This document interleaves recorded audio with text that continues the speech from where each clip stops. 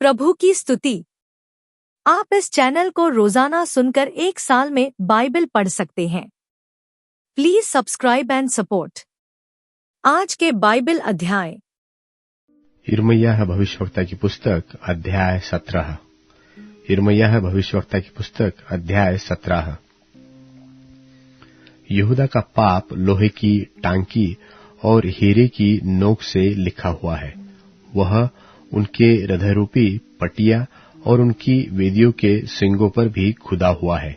फिर उनकी जो वेदियां और अशेर नाम देवियां हरे पेड़ों के पास और ऊंचे टीलों के ऊपर है, वह उनके लड़कों को भी स्मरण रखती है। हे मेरे पर्वत, तू जो मैदान में है, मैं तेरी धन संपत्ति और पूरा भंडार और पूजा के ऊंचे स्थान जो तेरे देश में पाए जाते हैं, तेरे पाप के कारण लूट जाने दूंगा, और तू अपने ही दोष के कारण अपने उस भाग का जो मैंने तुझे दिया है अधिकार न रखेगा, अधिकार न पाएगा। और मैं ऐसा करूंगा कि तू अनजाने देश में अपने शत्रुओं की सेवा करेगा, क्योंकि तूने मेरे क्रोध की आग ऐसी भड़काई है कि वह सर्वदा जलती रहेगी। यहोवा यो कहता है कि श्रापित है वह पुरुष जो मनुष्य पर भरोसा रखता है और उसी का सहारा लेता है, और जिसका मन यहोवा से भटक जाता है। वह निर्जल देश के अधमुए पेड़ के समान होगा और कभी भलाई न देखेगा, परंतु वह निर्जल और निर्जन और लोन छाई भूमि पर बसने वाला होगा। धन्य है वह पुरुष जो यहोवा पर भरोसा रखता है और उसको अपना आधार मानता है। वह उस वृक्ष के समान होगा जो नदी के तीर पर लगा हो और उसकी जड़ जल के पास फैली हो, जो जब घाम होगा तब वह उसको न लगेगा और उसके पत्ते हरे रहेंगे, और सूखे वर्ष में भी उसके विषय में कुछ चिंता न होगी, क्योंकि वह तब भी फलता रहेगा। मन तो सब वस्तुओं से अधिक धोखा देने वाला होता है और उसमें असाध्य रोग लगा है। उसका भेद कौन समझ सकता है? मैं यहोवा मन ही मन खोजता और जांचता हूँ, ताकि प्रत्येक जन को उसकी चाल चलन के अनुसार उसके कामों का पलटा दूं, फल दूं। जो अन्याय से धन बटोरता है, वह उस तीतर के समान होता है जो दूसरी चिड़ियों के दिए हुए अंडों को सेती है। वैसा ही वह धन उस मनुष्य को आधी आयु में छोड़ जाता है और अंत में वह मूढ़ ही ठहरता है। हमारा पवित्र स्थान आदि से ऊंचे स्थान पर रखा हुआ एक तेजोमय सिंहासन है। हे यहोवा, हे इस्राएल के आधार, जितने तुझको छोड़ देते हैं वे सब लज्जित होंगे, और जो तुझसे भटक जाते हैं उनके नाम भूमि ही पर लिखे जाएंगे, इसलिए कि उन्होंने बहते जल के सोते यहोवा को त्याग दिया है। हे यहोवा, मुझे चंगा कर, तब मैं चंगा हूंगा, मुझे बचा, तब मैं बचूंगा, क्योंकि मैं तेरी ही स्तुति करूंगा। सुन, वे मुझसे कहते हैं कि यहोवा का वचन कहाँ रहा, वह अभी पूरा हो जाए। परंतु तू मेरा हाल जानता है कि तेरे पीछे चलते हुए मैंने उतावली करके चरवाहों का काम नहीं छोड़ा, और न मैंने उस आने वाली निरुपाय विपत्ति की लालसा की है, वरन जो कुछ मैं बोलता था वह तुझ पर प्रकट था। इसलिए तू मुझे न घबरा दे। संकट के दिन मेरा शरण स्थान तू ही है। हे यहोवा, मेरी आशा टूटने न दे, पर मेरे सताने वालों की आशा टूटे। मुझे विस्मित न होना पड़े। उन्हीं को विस्मित होना पड़े, उन पर विपत्ति डाल और उनको चकनाचूर कर दे। यहोवा ने मुझसे यो कहा कि जाकर सदर फाटक में खड़ा हो, जिससे यहूदा के राजा भीतर बाहर आया जाया करते थे, वरन यरूशलेम के सब फाटकों में भी खड़ा हो, और उनसे कह, हे यहूदा के राजाओं और सब यहूदियों और यरूशलेम के सब निवासियों, हे और सब लोगों जो इन फाटकों में से होकर भीतर जाते हो, यहोवा का वचन सुनो। यहोवा यो कहता है कि सावधान रहो, विश्राम के दिन कोई बोझ मत उठा ले जाओ, और न कोई बोझ यरूशलेम के फाटकों के भीतर ले आओ। फिर विश्राम के दिन अपने अपने घर से भी कोई बोझ बाहर मत ले जाओ, और न किसी रीति का काम काज करो, वरन उस आज्ञा के अनुसार जो मैंने तुम्हारे पुरखाओं को दी थी, विश्राम के दिन को पवित्र माना करो। परंतु उन्होंने न सुना और न कान लगाया, परंतु इसलिए हठ किया कि न सुने और ताड़ना से भी न माने।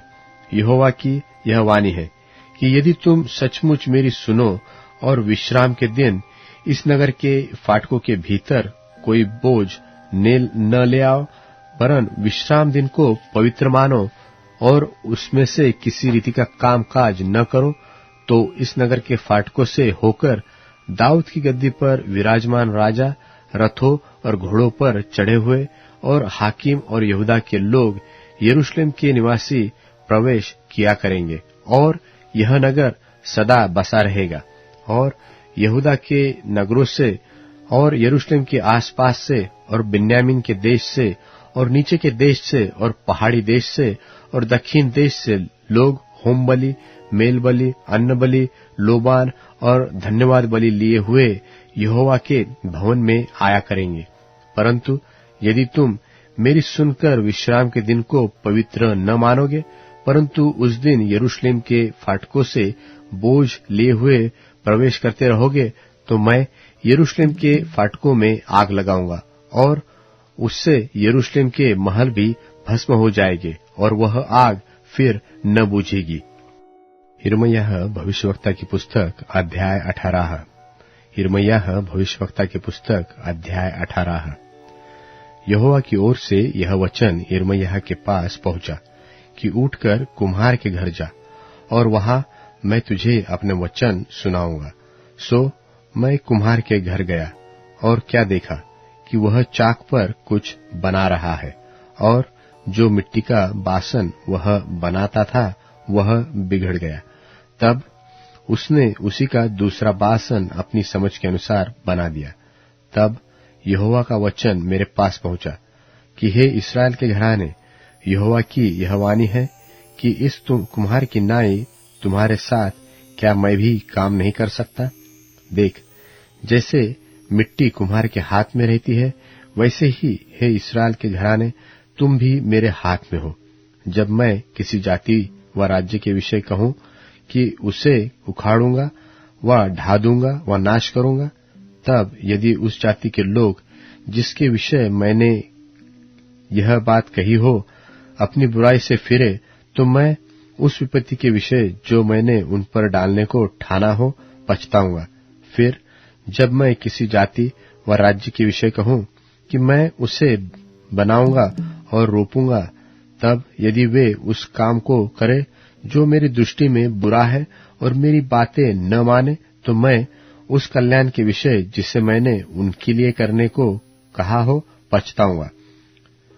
अब तू यहूदा और यरूशलेम के निवासियों से यह कह कि यहोवा यो कहता है कि देखो, मैं तुम्हारी हानि की युक्ति और तुम्हारे विरुद्ध कल्पना कर रहा हूं, इसलिए तुम अपने अपने बुरे मार्ग से फिर जाओ और अपना अपना चाल चलन और काम सुधारो। परंतु वे कहते हैं कि ऐसा होने की आशा नहीं, हम तो अपनी ही कल्पनाओं के अनुसार चलेंगे और अपने बुरे मन के हठ पर बने रहेंगे। इस कारण मैं यहोवा यो कहता हूं कि अन्य जातियों से पूछ कि ऐसी बातें क्या कभी किसी ने सुनी है? क्या ऐसी बातें कभी किसी के सुनने में आई है? इस्राएल की कुमारी ने जो काम किया है, उसके सुनने से रोम रोम खड़े हो जाते हैं। क्या लबानोन का हिम जो चट्टान पर से मैदान में बहता है बंद हो सकता है? क्या वह ठंडा जल जो दूर से बहता है कभी सूख सकता है? मेरी प्रजा तो मुझे भूल गई है और निकम्मी वस्तुओं के लिए धूप जलाती है, और उन्होंने उनके प्राचीन काल के मार्गों में ठोकर खिलाकर उन्हें पगडंडियों और बेहड़ मार्गों में चलाया है, ताकि उनका देश उजड़ जाए और लोग उस पर सदा ताली बजाते रहे। जो कोई उसके पास से चले वह चकित होगा और सिर हिलाएगा। मैं उनको पुरवाई से उड़ाकर शत्रु के सामने से तितर-बितर कर दूंगा। मैं उनकी विपत्ति के दिन उनको मुंह नहीं परंतु पीठ दिखाऊंगा। तब वे कहने लगे, चलो यिर्मयाह के विरुद्ध युक्ति करे, क्योंकि न याजक से व्यवस्था, न ज्ञानी से सम्मति, न भविष्यवक्ता से वचन दूर हो जाएंगे। तो आओ हम उसकी कोई बात पकड़कर उसको नाश कराए और फिर उसकी किसी बात पर ध्यान न दे। हे यहोवा, मेरी ओर ध्यान दे और जो लोग मेरे साथ झगड़ते हैं उनकी बातें सुन। क्या भलाई के बदले में बुराई का व्यवहार किया जाए? तू इस बात का स्मरण कर कि मैं उनकी भलाई के लिए तेरे सामने प्रार्थना करने को खड़ा हुआ, जिससे तेरी जलजलाहट उन पर से उतर जाए। और अब उन्हीं ने मेरे प्राण लेने के लिए गड्ढा खोदा है, इसलिए उनके लड़के बालों को भूख से मरने दे, वे तलवार से कट मरे और उनकी स्त्रियां निर्वंश और विधवा हो जाए और उनके पुरुष मरी से मरे और जवान लड़ाई में तलवार से मारे जाए। जब तू उन पर अचानक शत्रुदल चढ़ाएगा, तब उनके घरों से चिल्लाहट सुनाई दे, क्योंकि उन्होंने मेरे लिए गड्ढा खोदा और मेरे फंसाने को फंदे लगाए हैं। हे यहोवा, तू तो उनकी सब युक्तियां जानता है जो मेरी मृत्यु के लिए करते हैं। इस कारण तू उनके इस अधर्म को न ढांप और उनके पाप को अपने सामने से मिटा। वे तेरे देखते ही ठोकर खाकर गिर जाए। तू क्रोध में आकर उनसे इसी प्रकार का व्यवहार कर। कुलुसियों के नाम पौलुस प्रेरित की पत्री, 4 अध्याय। हे स्वामियों, अपने अपने दासों के साथ न्याय और ठीक ठीक व्यवहार करो, यह समझकर कि स्वर्ग में तुम्हारा भी एक स्वामी है। प्रार्थना में लगे रहो और धन्यवाद के साथ उसमें जागृत रहो, और इसके साथ ही साथ हमारे लिए भी प्रार्थना करते रहो कि परमेश्वर हमारे लिए वचन सुनाने का ऐसा द्वार खोल दे कि हम मसीह के उस भेद का वर्णन कर सकें जिसके कारण मैं कैद में हूं, और उसे ऐसा प्रकट करूं जैसा मुझे करना उचित है। अवसर को बहुमूल्य समझकर बाहर वालों के साथ बुद्धिमानी से बर्ताव करो। तुम्हारा वचन सदा अनुग्रह सहित और सलोना हो कि तुम्हें हर मनुष्य को उचित रीति से उत्तर देना आ जाए। प्रिय भाई और विश्वास योग्य सेवक तुखिकुस, जो प्रभु में मेरा सहकर्मी है, मेरी सब बातें तुम्हें बता देगा। उसे मैंने इसलिए तुम्हारे पास भेजा है कि तुम्हें हमारी दशा मालूम हो जाए और वह तुम्हारे हृदयों को शांति दे। और उसके साथ उनेसिमुस को भी भेजा है, जो विश्वास योग्य और प्रिय भाई और तुम ही में से है। ये तुम्हें यहाँ की सारी बातें बता देंगे। अरिस्तर्खुस जो मेरे साथ कैदी है, और मरकुस जो बरनबा का भाई लगता है, जिसके विषय में तुमने आज्ञा पाई थी कि यदि वह तुम्हारे पास आए तो उससे अच्छी तरह व्यवहार करना। और यीशु जो यूस्तुस कहलाता है, तुम्हें नमस्कार कहते हैं। खतना किए हुए लोगों में से केवल ये ही परमेश्वर के राज्य के लिए मेरे सहकर्मी और मेरी शांति का कारण रहे हैं। इपफ्रास जो तुम में से है और मसीह यीशु का दास है, तुमसे नमस्कार कहता है और सदा तुम्हारे लिए प्रार्थनाओं में प्रयत्न करता है, ताकि तुम सिद्ध होकर पूर्ण विश्वास के साथ परमेश्वर की इच्छा पर स्थिर रहो। मैं उसका गवाह हूं कि वह तुम्हारे लिए और लौदीकिया और हियरापुलिस वालों के लिए बड़ा यत्न करता रहता है। प्रिय वैद्य लूका और देमास का तुम्हें नमस्कार। लौदीकिया के भाइयों को और नुम्फास और उनके घर की कलीसिया को नमस्कार कहना। और जब यह पत्र तुम्हारे यहाँ पढ़ लिया जाए तो ऐसा करना कि लौदीकिया की कलीसिया में भी पढ़ा जाए, और वह पत्र जो लौदीकिया से आए उसे तुम भी पढ़ना। फिर अर्खिपुस से कहना कि जो सेवा प्रभु में तुझे सौंपी गई है उसे सावधानी के साथ पूरी करना। मुझ पौलुस का अपने हाथ से लिखा हुआ नमस्कार। मेरी जंजीरों को स्मरण रखना। तुम पर अनुग्रह होता रहे। आमीन। भजन संहिता अध्याय 101। भजन संहिता अध्याय 101। मैं करुणा और न्याय के विषय गाऊंगा। हे यहोवा, मैं तेरा ही भजन गाऊंगा। मैं बुद्धिमानी से खरे मार्ग में चलूंगा। तू मेरे पास कब आएगा? मैं अपने घर में मन की खराई के साथ अपनी चाल चलूंगा। मैं किसी ओछे काम पर चित्त न लगाऊंगा। मैं कुमार्ग पर चलने वालों के काम से घिन रखता हूं। ऐसे कामों में मैं न लगूंगा। टेढ़ा स्वभाव मुझसे दूर रहेगा। मैं बुराई को जानूंगा भी नहीं। जो छिपकर अपने पड़ोसी की चुगली खाए, उसको मैं सत्यानाश करूंगा। जिसकी आंखें चढ़ी हो और जिसका मन घमंडी है, उसकी मैं न सहूंगा। मेरी आंखें देश के विश्वास योग्य लोगों पर लगी रहेंगी कि वे मेरे संग रहे। जो खरे मार्ग पर चलता है वही मेरा टहलुआ होगा। जो छल करता है वह मेरे घर के भीतर न रहने पाएगा। जो झूठ बोलता है वह मेरे सामने बना न रहेगा। भोर ही भोर को मैं देश के सब दुष्टों को सत्यानाश किया करूंगा, इसलिए कि यहोवा के नगर के सब अनर्थकारियों को नाश करूं। अब Amazon music, tune in, Spotify और YouTube म्यूजिक में उपलब्ध है। Please follow it.